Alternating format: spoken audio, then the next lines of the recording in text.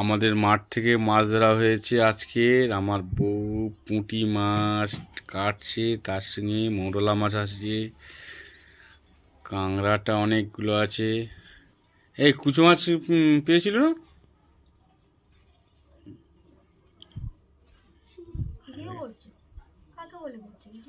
তোমাকে বলেই করছি। তোমার স্মৃতিটা রেখে দেবো।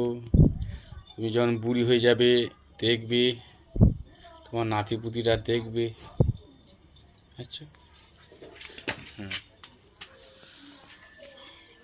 এই ফেসবুক ইউটিউবের যুগে সবাই দেখছে, দেখবে। এটা কি আছে? এটা আমাদের কুচো মাছ বাবা।